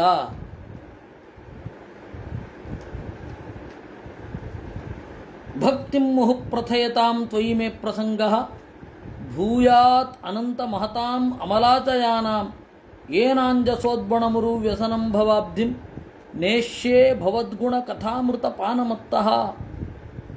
ನನ್ನ ಮನಸ್ಸು ಮತ್ತೆ ಮತ್ತೆ ಭಕ್ತಿಯನ್ನು ಹೊಂದಲಿ, ಯಾವಾಗಲೂ ನಿನ್ನ ಗುಣಗಳನ್ನು ಚಿಂತನೆ ಮಾಡುವಂತಹ ಶಕ್ತಿ ನನಗೆ ಬರಲಿ. ಆ ತರಹ ನಿನ್ನ ಜನರ ಸಂಸರ್ಗ ಸಿಗಲಿ. ಆವಾಗ ನಾನು ಉರು ವ್ಯಸನಂ ಭವಾಬ್ಧಿಂ ನೇಷ್ಯೆ, ದುಃಖದಾಯಕವಾದ ಈ ಸಂಸಾರ ಸಮುದ್ರದಿಂದ ದಾಟ್ಲಿಕ್ಕೆ ಆಗುವಂತಾಗಲಿ. ತೇನ ಸ್ಮರಂತ್ಯತಿತರಾಂ ಪ್ರಿಯಮೀಶಮಾದ್ಯಂ ಸ್ವಾನ್ ಸಂಪದಃ ಸುತ ಸುಹೃದ್ಗೃಹವಿತ್ತ ದಾರಾನ್ ಯೇ ತ್ವಬ್ಜನಾಭ ಭವದೀಯ ಪದಾರವಿಂದ ಸೌಗಂಧ ಲಬ್ಧ ಹೃದಯೇತು ಕೃತ ಪ್ರತಂಗಾಹ. ಯಾರು ಭಗವದ್ಭಕ್ತರಿರೋದಿಲ್ಲ ಅವರು ತಮ್ಮ ಸಂಪತ್ತು, ಮನೆ, ಮಡದಿ, ಹಣ ಅಂತ ಅಷ್ಟರಲ್ಲೇ ಇರ್ತಾರೆ. ಭಗವದ್ಭಕ್ತರಿಗೂ ಅವೆಲ್ಲ ಇರುತ್ತೆ, ಅದನ್ನು ಸಾಧಕ ಅನ್ಕೋತಾರೆ ವಿನಃ ಗುರಿ ಅಂತ ಅಂದುಕೊಳ್ಳೋಲ್ಲ. ಯೇ ಸ್ವಾನ್ ಸಂಪದಃ ಸ್ಮರಂತಿ ತೇ ತ್ವಾಂ ನ ಸ್ಮರಂತಿ, ಯೇ ಭವದ್ಭಕ್ತ ಪ್ರಸಂಗಾ ತೇ ಸ್ವಾನ್ ಸಂಪದೋ ನ ಸ್ಮರಂತಿ. ತಾತ್ಪರ್ಯ ಇದು, ಈ ಶ್ಲೋಕದ ತಾತ್ಪರ್ಯ ಇದು. ಯಾರು ತಮ್ಮ ಸಂಪತ್ತನ್ನು ಉತ್ಕಟವಾಗಿ ಮೋಹಿಸ್ತಾರೆ ಅವರು ನಿನ್ನನ್ನು ನೆನಪಿಸಿಕೊಳ್ಳೋದಿಲ್ಲ. ಯಾರು ನಿನ್ನನ್ನು ನೆನಪಿಸಿಕೊಳ್ತಾರೆ, ನಿನ್ನ ಭಕ್ತರಿರ್ತಾರೆ, ಅವರಿಗೂ ಈ ಎಲ್ಲ ಹೊರಗಡೆಯ ಸಂಪತ್ತು ಇದ್ದೇ ಇರುತ್ತೆ, ಇರಲ್ವೇ? ಭಗವದ್ಭಕ್ತರಾದವರಿಗೂ ಸಂಪತ್ತಿರುತ್ತೆ, ಭಗವದ್ಭಕ್ತರಾದವರಿಗೂ ವಿಪತ್ತಿರುತ್ತೆ. ಭಗವದ್ಭಕ್ತರಲ್ಲದವರಿಗೂ ಸಂಪತ್ತಿರುತ್ತೆ, ಅವ್ರಿಗೂ ವಿಪತ್ತಿರುತ್ತೆ. ನಾಸ್ತಿಕ ಒಬ್ಬ ಇರ್ತಾನೆ, ಅವನಿಗೂ ಸುಖ ಇರುತ್ತೆ, ದುಃಖ ಇರುತ್ತೆ, ಜೀವನದಲ್ಲಿ ಬಂದೇ ಬರುತ್ತೆ. ಆಸ್ತಿಕ ಇರ್ತಾನೆ, ಅವನಿಗೂ ಸುಖ ದುಃಖಗಳು ಬಂದೇ ಬರುತ್ತೆ. ಆದರೆ ನಾಸ್ತಿಕನಾದವನಿಗೆ ಈ ಲೋಕದ ಸುಖವೇ ಸುಖ, ಈ ಲೋಕದ ದುಃಖವೇ ದುಃಖ, ಅವನಿಗೆ ಬೇರೆ ಇಲ್ವೇ ಇಲ್ಲ.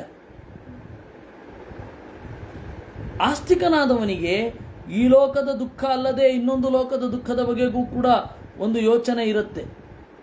ಈ ಲೋಕದ ಸುಖ ಅಲ್ಲದೆ ಬೇರೆ ಲೋಕದ ಸುಖದ ಬಗೆಗೂ ಒಂದು ಯೋಚನೆ ಇರುತ್ತೆ. ಅದರಿಂದಾಗಿ ಅವನು ಸಂಯತನಾಗಿ ಜೀವನ ಮಾಡ್ತಾನೆ. ಅದು ಧ್ರುವನ ಅಭಿಪ್ರಾಯ. ಅದರಿಂದ ಯಾರು ನಿನ್ನನ್ನು ನೆನಪಿಸಿಕೊಳ್ತಾರೆ ಅವರು ಈ ಸಂಪತ್ತೇ ಅಂತಿಮ ಅಂತ ಅಂದುಕೊಳ್ಳೋಲ್ಲ. ಯಾರು ನಿನ್ನನ್ನು ನೆನಪಿಸಿಕೊಳ್ತಾರೆ ಅವ್ರಿಗೂ ಇರುವ ಈ ಸಂಪತ್ತು ಇದೇ ಅಂತಿಮ ಅಂತ ಅಂದುಕೋತಾರೆ. ಅದು ಉಲ್ಟಾ ಬಿದ್ದಾಗ ಅವ್ರಿಗೆ ತಡಿಲಿಕ್ಕಾಗಲ್ಲ, ಆತ್ಮಹತ್ಯೆ ಮಾಡ್ಕೊಂಡ್ಬಿಡ್ತಾರೆ. ಅದರಿಂದ ನಿನ್ನ ಭಕ್ತರಿಗೂ ನಿನ್ನ ಭಕ್ತರಲ್ಲದವರಿಗೂ ಇರುವಂತಹ ಡಿಫ್ರೆನ್ಸ್ ಅದು ಅಂತ ಹೇಳ್ತಾರೆ. ತಿರಿಯನ್ನಗದ್ವಿಜ ಸರೀಸೃಪ ದೇವ ದೈತ್ಯ ಮರ್ತ್ಯಾದಿಭಿರ್ ವಿರಚಿತಂ ಸರತದ್ವಿಚೇತಂ ರೂಪಂ ಸ್ಥವಿಷ್ಟಮಜತೆ ಮಹದಾದ್ಯನೇಕಂ ನಾತಃಪರಂ ಪರಮವೇದ್ಮಿ ನಯತ್ರ ವಾಚಃ. ತಿರಿಯಕ್ ಅಡ್ಡ ಓಡಾಡುವ ಪ್ರಾಣಿಗಳು, ನಗ ಅಂದರೆ ಮರ, ದ್ವಿಜ ಅಂದರೆ ಹಕ್ಕಿ, ಸರೀಸೃಪ ಅಂದರೆ ಸರಿದಾಡುವ ಪ್ರಾಣಿಗಳು, ದೇವ ದೈತ್ಯ, ಮರ್ತ್ಯ ಅಂತ ಹೇಳಿದ್ರೆ ಮನುಷ್ಯರು. ಇವರ ದೇಹವನ್ನು ನೋಡ್ತಾನೆ ಒಬ್ಬ. ಇದೆಲ್ಲವೂ ಕೂಡ ನಿನ್ನ ರೂಪ, ಅಂದರೆ ಇದರೊಳಗಡೆ ಅಂತರ್ಯಾಮಿಯಾಗಿ ನೀನಿದ್ದೀಯ. ಇವರೆಲ್ಲರಲ್ಲಿ ನಿನ್ನ ಸನ್ನಿಧಾನ ಇಲ್ಲದೆ ಹೋದರೆ ಅವರು ಬದುಕಲಿಕ್ಕಾದರೂ ಹೇಗಾಗತ್ತೆ? ಅವರು ಸಾಗೇ ಸಾಗುತ್ತಾರೆ. ಆದರೆ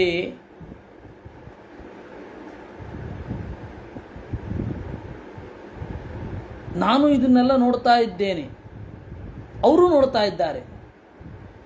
ನನಗೆ ಅದರೊಳಗಡೆ ನೀನಿದ್ದೀ ಅಂತ ಗೊತ್ತಾಗ್ತಾ ಇದೆ, ಆದರೂ ನನಗೆ ಗೊತ್ತಾಗ್ತಾ ಇಲ್ಲ.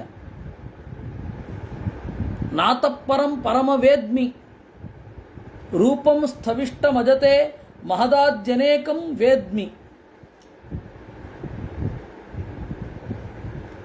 ಈ ಜಗತ್ತಿನಲ್ಲಿ ಓಡಾಡದ ಜೀವರಲ್ಲಿ ನೀನಿದ್ದಿ ಅಂತ ಹೇಳಿ ನಾನು ತಿಳ್ಕೊಂಡಿದ್ದೇನೆ, ಆದರೂ ನಿನ್ನನ್ನು ತಿಳಿದಿಲ್ಲ.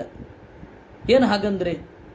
ಪಶ್ಯಮಾನೋಪಿತು ಹರಿಂ ನತು ವೇತ್ತಿ ಕಥಂಚನ ವೇತ್ತಿ ಕಿಂಚಿತ್ ಪ್ರಸಾದೇನ ಹರೇರಥ ಗುರೋಸ್ತತ ಇತಿ ಬ್ರಹ್ಮತರ್ಕೆ. ಇದರ ಸ್ಪಿರಿಟ್ ಅನ್ನು ಅರ್ಥ ಮಾಡ್ಕೊಳ್ಬೇಕು. ತಿಳಿದಿದ್ದೇನೆ ಅಂದರೆ ಗುರುಗಳ ಅನುಗ್ರಹದಿಂದ ಸ್ವಲ್ಪ ತಿಳಿದಿದ್ದೇನೆ, ತಿಳಿದಿಲ್ಲ ಅಂದರೆ ಹೆಚ್ಚಿನ ಪಾಲು ತಿಳಿದಿಲ್ಲ ಅಂತ ಅರ್ಥ. ಹಾಗೆ ಅರ್ಥ ಮಾಡಬೇಕು ಅಂದರು. ಬ್ರಹ್ಮತರ್ಕದಲ್ಲಿ ಆ ರೀತಿ ಇದೆ ಎಂದರು. ಕಲ್ಪಾಂತ ಏತದಖಿಲಂ ಜಠರೇಣ ಗೃಹ್ಣನ್ ಶೇತೆ ಪುಮಾನ್ ಸ್ವದೃಗನಂತ ಸಖ ತದಂಕೆ ಯನ್ನಾಭಿಸಿಂಧುರುಹ ಕಾಂಚನ ಲೋಕ ಪದ್ಮ ಗರ್ಭೇದ್ಯುಮಾನ್ ಭಗವತೆ ಪ್ರಣತೋಸ್ಮಿ ತಸ್ಮೈ. ಕಲ್ಪದ ಕಡೆಯಲ್ಲಿ ಇದೆಲ್ಲವನ್ನು ಹೊಟ್ಟೆಯೊಳಗಿಟ್ಟುಕೊಂಡು ಮತ್ತೆ ಹೊಕ್ಕಳನ ಮೂಲಕ ಲೋಕವೆಂಬ ತಾವರೆಯನ್ನು ಅರಳಿಸಿ ಅಲ್ಲಿ ಬಂಗಾರದೊಡಲ ಬ್ರಹ್ಮನನ್ನು ಇರಿಸಿ ನೀನು ಬೆಳಗುತ್ತೀಯಲ್ಲ, ಅಂತಹ ನಿನಗೆ ದೊಡ್ಡ ನಮಸ್ಕಾರ. ತ್ವಂ ನಿತ್ಯ ಮುಕ್ತ ಪರಿಶುದ್ಧ ವಿಬುದ್ಧ ಆತ್ಮ ಕೂಟಸ್ಥ ಆದಿಪುರುಷೋ ಭಗವಾನ್ ಸ್ತ್ರ್ಯಧೀಶಃ ಯದ್ಬುದ್ಧ್ಯವಸ್ಥಿತಮಖಂಡಿತಯ ದೃಷ್ಟ್ಯಾ ಸ್ಥಿತಾವಧಿಮತೋ ವ್ಯತಿರಿಕ್ತ ಆಸ್ಸೇ. ತ್ವಂ, ಓ ದೇವರೇ, ನೀನು ನಿತ್ಯ ಮುಕ್ತ ಪರಿಶುದ್ಧ ವಿಬುದ್ಧ ಆತ್ಮ, ಯಾವಾಗಲೂ ಮುಕ್ತನಾಗಿದ್ದಿ. ನಿನ್ನಲ್ಲಿ ಯಾವ ಕೊಳೆಯೂ ಇಲ್ಲ, ಆದ್ದರಿಂದಾಗಿ ಪರಿಶುದ್ಧ.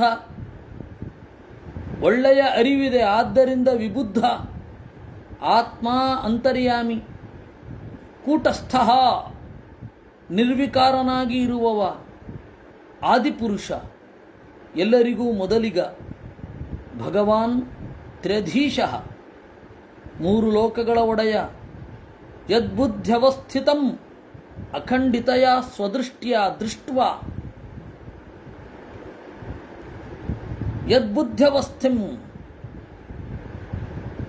ಎಲ್ಲರ ಅಂತರ್ಯಾಮಿಯಾಗಿ ನೀನಿದ್ದೀಯ. ಅವನನ್ನು ನೋಡಬೇಕು. ನೋಡಿದರೆ ಅವಧಿಂ, ಅವಧಿ ಅಂತಂದರೆ ಸಂಸಾರದ ಕಡೆಯ ಭಾಗ ನಿನ್ನನ್ನು ನೋಡೋದು. ಆಮೇಲೆ ಅವರಿಗೆ ಸಂಸಾರ ಇಲ್ಲ. ಆ ತರಹದ ಎಲ್ಲರ ಕೊನೆಯ ಅವಸ್ಥೆಯಲ್ಲಿ ಕಾಣುವವನೇ, ಅಥವಾ ಕಂಡ ಮೇಲೆ ಕೊನೆಯ ಅವಸ್ಥೆಯನ್ನು ತರುವವನೇ ನಿನಗೆ ನಮಸ್ಕಾರ. ಅದನ್ನು ಆಚಾರ್ಯರು ಹೇಳಿದರು. ವಧಿಂ ಅಂತ ಇದೆ ಅಲ್ಲಿ. ವಧಿಂ ಅಂದರೆ ಅವಧಿಂ. ಅದು ಹೆಂಗೆ? ಅದು ಅಲ್ಲೋಪೇನ ಅಂತ. ವ್ಯಾಕರಣದ್ದು ಒಂದು ಸ್ವಲ್ಪ ವಿಚಾರವನ್ನು ನಾವಿಲ್ಲಿ ಹೇಳಬೇಕಿದೆ. ಕಾಳಿದಾಸನದ್ದು ಒಂದು ಶ್ಲೋಕ ಇದೆ ನೋಡಿ, ಕುಮಾರ ಸಂಭವದಲ್ಲಿ. ಪೂರ್ವಾಪರೋ ತೋಯ ನಿಧಿ ವಗಾಹ್ಯ, ಅವಗಾಹ್ಯ ಅಂತ ಅಲ್ಲಿ, ಆದರೆ ವಗಾಹ್ಯ ಅಂತ. ವಷ್ಟಿ ಭಾಗುರಿರಲ್ಲೋಪಂ ಅಂತ. ಕೆಲವೊಂದು ಕಡೆ ಅ ಅನ್ನೋದು ಲೋಪ ಆಗತ್ತೆ, ಉಳಿದದ್ದಿರುತ್ತೆ. ಅದು ಅದೇ ಅರ್ಥ, ಆದರೆ ಅ ಅನ್ನೋದೇನು ಹೇಳಬೇಕಾಗಿಲ್ಲ. ಅದೇ ರೀತಿ ಅವಧಿಂ ಅಂತ ಹೇಳುವಲ್ಲಿ ವಧಿಂ ಅಂತ ಹೇಳ್ತಾರೆ. ಪಾಣಿನೀಯರು ಅದನ್ನು ಒಪ್ಪಿಕೊಂಡಿದ್ದಾರೆ. ಅದಕ್ಕೆ ಆಚಾರ್ಯ ಹೇಳಿದ್ರು ವಧಿಂ ಅವಧಿಂ ಅಲ್ಲೋಪೇನ. ಸರಿ, ದೇವರು ಅವಧಿ ಏನು? ಸಂಸಾರಸ್ಯ ಅವಧಿಭೂತಂ ತ್ವಾಂ ಆಸ್ಥಿತಾ. ನೀನು ಸಂಸಾರದ ಕಡೆ ಅವಧಿ, ನಿನ್ನನ್ನು ನೋಡೋ ತನಕ ಸಂಸಾರ, ಆಮೇಲೆ ಇಲ್ಲ ಅಂತ ಅರ್ಥ. ಅದಕ್ಕಾಗಿ ಏನು ಹೇಳಿದ್ರು? ಸಂಸಾರದ ಅವಧಿ ನೀನು. ಆದರೆ ಮುಕ್ತಿಯನ್ನು ಹೊಂದಿದ ಮೇಲೂ ವ್ಯತಿರಿಕ್ತ ಆಸೆ, ನೀನು ಭಿನ್ನವಾಗಿಯೇ ಇರ್ತೀಯ, ಅಭಿನ್ನನಾಗೋದಿಲ್ಲ. ಯಸ್ಮಿನ್ ವಿರುದ್ಧಗತಯೋಪ್ಯನಿಶಂ ಪತಂತಿ ವಿದ್ಯಾದಯೋ ವಿವಿಧ ಶಕ್ತಯ ಆನುಪೂರ್ವ್ಯ ತದ್ಬ್ರಹ್ಮ ವಿಶ್ವಭವಮೇಕಮನಂತಮಾದ್ಯಂ ಆನಂದ ಮಾತ್ರಮವಿಕಾರಮಹಂ ಪ್ರಪದ್ಯೆ. ಯಸ್ಮಿನ್ ವಿರುದ್ಧಗತಯ ಅಪಿ, ಅತ್ಯಂತ ವಿರುದ್ಧವಾದ ಗುಣಗಳು ನಿನ್ನಲ್ಲಿ ಒಟ್ಟಿಗೆ ಇರ್ತವೆ. ಅದು ನಿನ್ನ ವೈಶಿಷ್ಟ್ಯ. ಅದಕ್ಕೆ ದೇವರನ್ನ ಸಂಪ್ರಶ್ನ, ದೊಡ್ಡ ಪ್ರಶ್ನೆ ಅಂತ ಕರೀತಾರೆ. ಯಸ್ಮಿನ್ ವಿರುದ್ಧಗತಯೋಪಿ ಅನಿಶಂ ಪತಂತಿ ವಿದ್ಯಾದಯ. ಎಲ್ಲ ಗುಣಗಳು ಕೂಡ, ವಿರುದ್ಧವಾದ ಗುಣಗಳು ನಿನ್ನಲ್ಲಿ ಒಂದಾಗಿ ಇರ್ತವೆ. ಇದಿದೆ ಅಂತ ಗೊತ್ತಾಗೋದು ಯಾವುದರಿಂದ? ಆನುಪೂರ್ವ್ಯ, ವೇದದಿಂದ ಅಂದರು. ವೇದ ಅಲ್ವಾ ಹೇಳೋದು? ಅಣೋರಣೀಯಾನ್ ಮಹತೋ ಮಹೀಯಾನ್ ಅಂತ. ಅಷ್ಟು ವಿರುದ್ಧವಾದ ಗುಣ. ಅಣುವಿಗಿಂತಲೂ ಅಣುವೂ ಹೌದು, ಮಹತ್ತಿಗಿಂತ ಮಹತ್ತೂ ಹೌದು ಅಂತ. ಆನುಪೂರ್ವಿ ಶ್ರುತಿಶ್ಚೈವ ತ್ರಯೀಚ ಆಮ್ನಾಯ ಉಚ್ಯತೆ ಇತ್ಯಭಿಧಾನಂ. ಆನುಪೂರ್ವಿ, ಶ್ರುತಿ, ತ್ರಯೀ, ಆಮ್ನಾಯ 4 ಪದಗಳುಂಟು. ಆನುಪೂರ್ವಿ ಅಂದರೆ ವೇದ. ವೇದ ತಿಳಿಸುತ್ತೆ. ಅದರಿಂದ ತದ್ಬ್ರಹ್ಮ, ಅಂತಹ ಎಲ್ಲಕ್ಕಿಂತ ಹಿರಿದಾದ, ಏಕಂ ಸರ್ವೋತ್ತಮನಾದ, ಅನಂತಂ ಕೊನೆಯಿರದ, ಆದ್ಯಂ ಎಲ್ಲಕ್ಕೂ ಮೊದಲಿಗನಾದ, ಆನಂದ ಮಾತ್ರಂ ಆನಂದ ಸ್ವರೂಪನಾದ, ಅವಿಕಾರಂ ವಿಕಾರವಿಲ್ಲದ ನಿನ್ನನ್ನು ಪ್ರಪದ್ಯೆ ಮೊರೆ ಹೊಕ್ಕುತ್ತೇನೆ. ಸತ್ಯಾಶಿಶೋ ಹಿ ಭಗವನ್ ಸ್ತವ ಪಾದಮೂಲಂ ಆಶಿಷ್ಟಯೋನು ಭಜತಃ ಪುರುಷಾರ್ಥಮೂರ್ತೆ ಅಪ್ಯೇವ ಮಾರ್ಯ ಭಗವನ್ ಪರಿಪಾತಿ ದೀನಾನ್ ವಾಶ್ರೇವ ವತ್ಸಕಮನುಗ್ರಹ ಕಾತರಃ ಅಸ್ಮಾನ್. ನಿನ್ನನ್ನು ಕಂಡದ್ದು ನನ್ನ ಹೆಗ್ಗಳಿಕೆ ಅಲ್ಲ ಅಂತಾನೆ ಧ್ರುವ. ಸತ್ಯಾಶಿಶೋ ಹಿ ಭಗವನ ಸ್ತವಪಾದ ಮೂಲಂ ಆಶಿಷ್ಟಯ. ನಿನ್ನ ಅಡಿದಾವರೆಗಳನ್ನು ಭಜಿಸುವ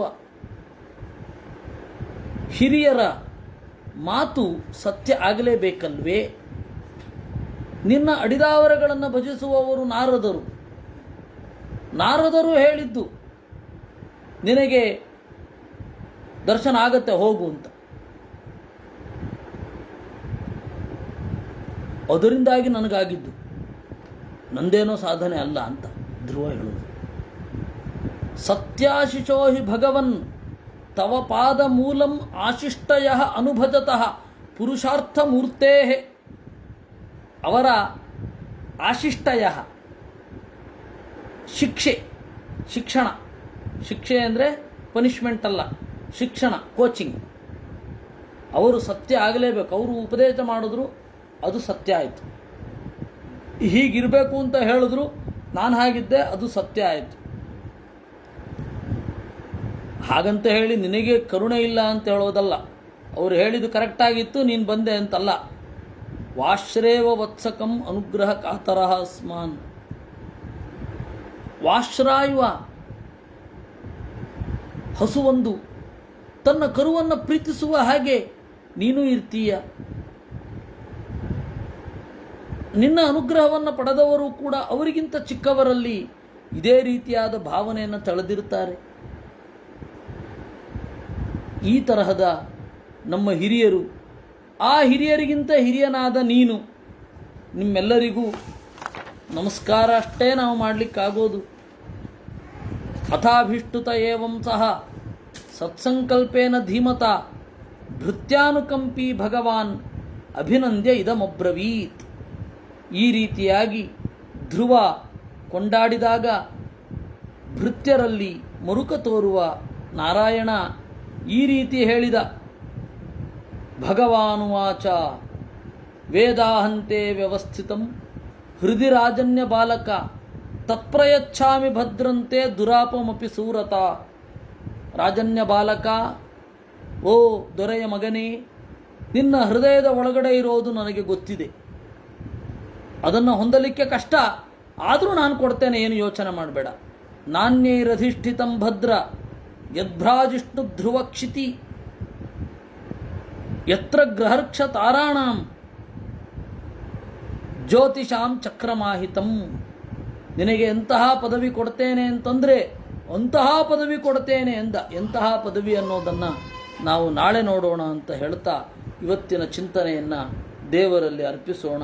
ಕೃಷ್ಣಾರ್ಪಣಮಸ್ತು.